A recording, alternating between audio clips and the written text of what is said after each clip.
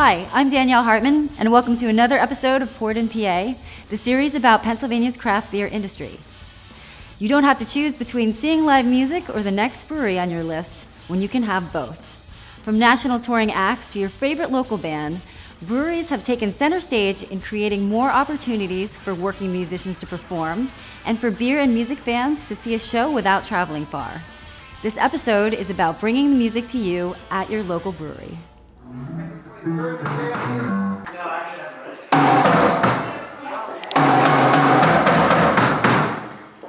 Probably already tuned these every song.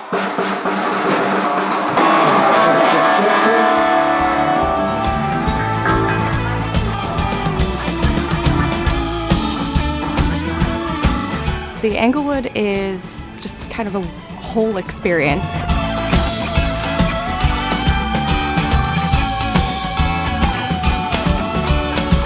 We have live music, we have a craft brewery here, a restaurant downstairs that serves a 600-person venue. Upstairs, downstairs, outside, we have a lot of different things to offer here.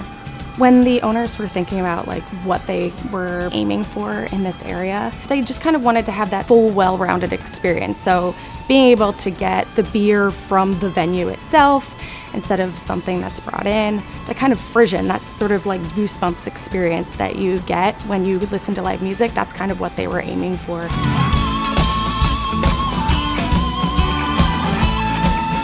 The Englewood and Englewood Brewing are in Hershey, Pennsylvania. We're actually just outside of Hershey, Pennsylvania. We're in Hummelstown, but really we're just kind of right on the edge.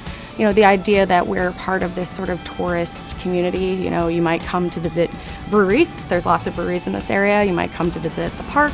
There's shopping. There's all kinds of things going on in this area. So having the Englewood in this area was kind of a strategy, to make sure that we're part of the tourism community here. The guys that put this project together, they wanted to have the absolute best sound and lights. So they worked with Clare Brothers Audio. Most of the times they're doing stadiums and bigger experiences. I think we were their first smaller kind of venue. So Clare Brothers custom built all of our lights and audio in this place. So the sound plus the wooden walls, the sound is amazing in here. Well, we have full band concerts. We've also had jazz on Wednesdays and we have jazz brunch on Sundays. We also have some solo artists come in and play earlier shows. Sometimes they play out on the patio. Kind of have the opportunity to have music in all different kinds of places here. The building that we're in right now, actually, the music venue is a barn. It was a barn that was part of the Milton Hershey School long, long ago. And then it was a dairy barn for a while, and there were cows that lived downstairs where you eat now. But when the guys came in and they were looking around and seeing just again, all this wood, it makes for a really great sound in the space. They were just really excited about moving forward with this. We don't want to pigeonhole ourselves at all, but we're looking at Americana, alt country, alternative, sometimes country, it depends. So we're kind of that's kind of the bubble of the main genres, but we do go out to roots and blues and jazz and that kind of thing too, with the artists that we kind of bring in here. Just connecting all of your different senses together and being able to have those kind of magical moments when you're in this space. Flavors, what you're hearing, the smells, all of that sort of thing is just kind of what we've been going for here. Well, live music is by far our biggest piece of our entertainment. It's another thing that I feel just binds everyone together. It's a unifying effect of live music, on top of the fact that people have missed it so much over the past few years that it's almost a revelation that it's happening again in their life. We also find that the musicians themselves are very supportive of promoting something here. So and not just once, I see that they're constantly sharing a promotion that we're doing that has nothing to do with them or the music. That if we instill, it's almost like having ambassadors that spread the word everywhere they go. I realized at one point, this was more than just being a brewery. It was going to be a community gathering space. We wanted to do live music the local food and support the local farm economy, beer. I mean, those are all things you need in a good community gathering place. Myself and my partners are big music heads, and we literally just got sick of having to drive to Pittsburgh and Philly and New York to see good music. And quite frankly, it helps draw people to us. Having some good live acts on the weekends gives people a reason to come out here. So it's a business proposition at the same time. The Underground is it was a joint venture between us and Backyard Beans to bring a new style cocktail bar and live entertainment venue to Lansdale. The way that Lansdale was kind of choosing to go out and enjoy nightlife, the idea of this novel cocktail bar just didn't really seem to catch on, but the Underground did, and the venue of doing live entertainment, original artists. I didn't want the best Billy Joel cover band in the world. I wanted people that were on tour, or you get something like The National is on tour and there's like a side project and two of the guys just want to test out some music.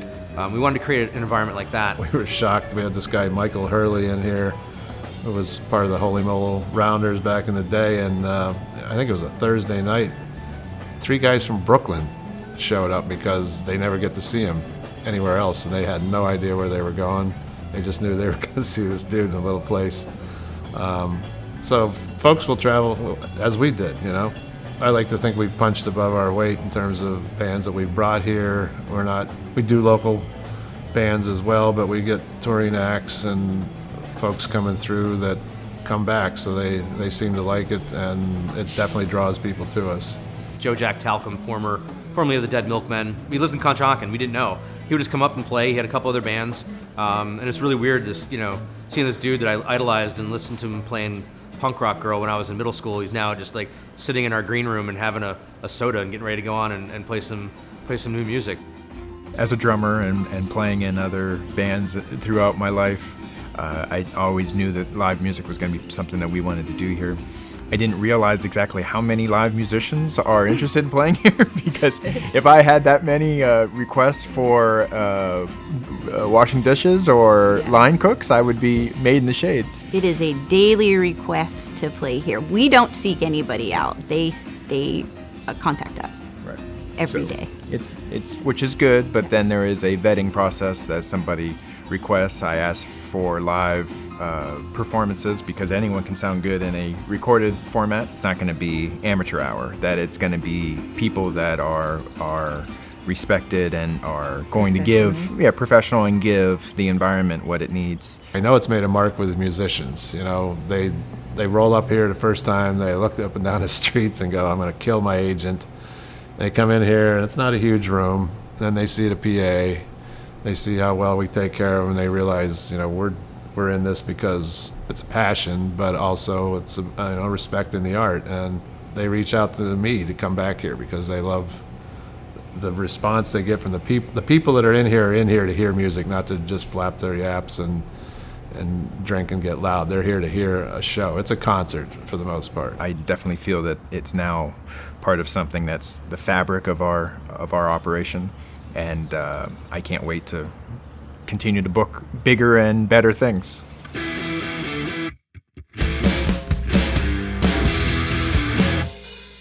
Broken Goblet is a brewery that was kind of formed in a music studio, believe it or not. The 3 owners that we currently have, we focus kind of dually on making quality beer, but then also on our entertainment, live shows, music, just general entertainment events that we put on here.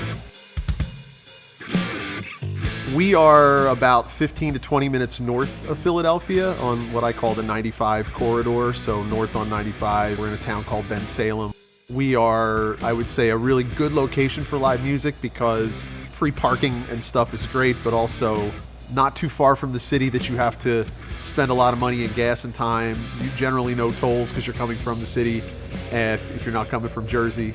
Bands look at us as part of the Philly market, but not necessarily forcing that. So you could have a band that plays a bigger show in Philly and then might come down and play a smaller show here. So when we were putting our business plan together, and we're talking about back in 2012, we knew we wanted to have a music venue of some sort, but we also knew that we had to be able to be a brewery first. We sort of split in 2 parts. One silo was working as hard as we could with other industry folks to continuously improve the beer. The other side was fully focused on marketing and events so that we could kind of culminate and come together in this location we're sitting in now, which is have people that are coming in just because they want the latest IPA or want to try a Czech Pils on side pull, and also want to see a really great band with really good lights and sound, and not have to pay through the nose to do so. As we've grown now into the place that we are, you have to brew the beers that people want. We get that. So there's got to be hazy IPAs. There's got to be a milkshake thrown in there. But we pride ourselves on continuing to have that variety. And now that we're able to do more of the lagers, we're really focused on that. What the lager program has done for us is, besides making us happy and certain subset of, I think, beer aficionados or whatever we want to call them today, but it also allows these people that come in who walk up to the bar and say, do you guys have Miller Lite? It's an opportunity for us to say, we don't. Everything we brew is right over there. Let you try something and see if this works. 95% of the time we can convert somebody, even for that one day or one night, as it were. And you can even see on their faces the empowerment that occurs when some guy that has never had a craft beer in his life, maybe Yingling is as far as he's gone, is now drinking this crafty beer out of a can and doesn't feel like we were pretentious about it and didn't be made to feel stupid or less than important. It's been really cool, and it's something our bartenders talk about all the time. How people, and they'll come up and they'll say thank you, and they'll tip more, and they'll buy 4-packs to take home, and who knows, maybe they drank it and then they go right back to Coors Light at their next spot. That's okay. But maybe they didn't. Maybe we just converted them, and maybe they're going to start diving into what is clearly a huge ocean of beer selections. We grew up in the area, and the big venue to go to was the Electric Factory in Philadelphia. That was kind of where all the bands that we loved played when they had stepped up from J.C. Dobbs to Trocadero, like the bigger rooms.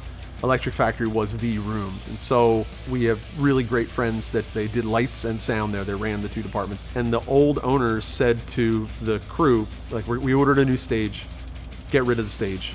Throw it away. Our friends were like, well, we know somebody who might want that, because we were at the time going to build our own stage out of wood. And they said, no. Are they going to buy it? And they were like, well, you're throwing it away. No, if they're not buying it, throw it away. This is the stage that every major band that we ever gave a shit about played on. And they had gotten the stage from David Bowie. So this is Bowie's stage for the Glass Spiders tour that he then auctioned, that Electric Factory bought back in the day. So it had a lot of history. Why they just wanted it to go to the scrap heap, I'll never know. The dudes never threw the panels away. They hid them in the basement of the Electric Factory, and like no one would ever look down there. If you've ever been down there, it's like a dungeon. New people come in, stage guys go, hey, new owners, we've got, we have this stage decking. Do you want us to just get rid of it? It's just taking up space in the basement. New owner's like, yeah, just get rid of it. Guys, we're renting a box truck. Decking goes in the box truck, delivered here. Bubba, who's one of the other owners, built the substructure, and then we put the decking, repainted it, relaminated it. And we were really lucky to find that there was one spot where Dimebag Darrell always played. The last time that Pantera played there, you know, they had stage marks for spotlights. The next band would come in, and usually that tape would get torn up or painted over. They would just keep retaping it the same exact spot. So when we got it, there was this one panel that had like an inch of tape painted black. And then when you peeled off the top layer, it was just every color gaffing tape you can imagine, and they confirmed it. And we actually found a picture of it, which is up there.